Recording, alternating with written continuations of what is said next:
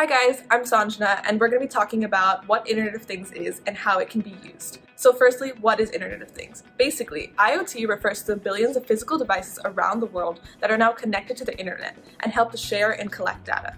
Now there are four main components to IoT, so let's go through them one by one. We have sensors and devices, connectivity, data processing, and user interfaces. So let's now define the functions of all four of these components and how they fit into the explanation of IoT. Firstly, sensors and devices. Now, sensors and devices collect data from the environment around them and where they're placed. Secondly, let's look at connectivity. Now, connectivity refers to the devices on IoT that are all connected through one cloud. The main point of this is to ensure that there's a way for all the devices within IoT that can communicate without being physically connected to one another. Third, let's look at data processing. Now, data processing is the idea that once the data gets to the cloud, software performs some kind of processing on it. Now lastly, let's look at user interface. Now that refers to the idea of the user communicating with the rest of IoT. A user might have an interface that allows them to proactively check in all the systems. For example, a user might want to check the video feeds of their house via a phone app or a web browser. Hi, my name is Cherry, and today I'll be talking about smart homes. So what is a smart home? A smart home is a residence that uses internet-connected devices to enable the remote monitoring and management of appliances and systems. Essentially, a smart home is one where varying electronic appliances are set up to a remote control system so they can be turned off or on at certain times or set up to make certain events happen. In the most advanced version of a smart home, a computer does what you normally do yourself. It monitors state of home and switches appliances on or off accordingly.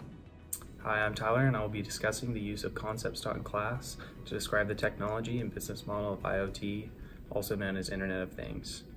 Firstly, it is critical to establish that cloud computing, delivery of data over the internet to data centers, and IoT work together to increase efficiency in our everyday tasks, thus meaning the two have a complementary relationship. The Internet of Things generates massive amounts of data. The cloud computing provides a pathway for that data to travel to its destination. Second, it is interesting to note that the Internet of Things, or IoT, is essentially the sixth wave of computing.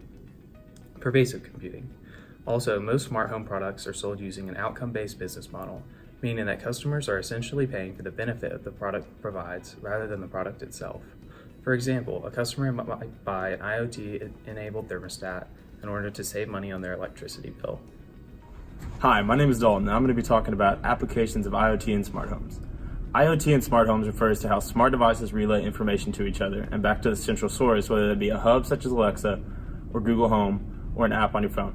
These devices have internal structure to connect each other through Wi-Fi, Bluetooth, or wired connection. Once you have connected your IoT devices to the network, you can then send commands from the central source or hub.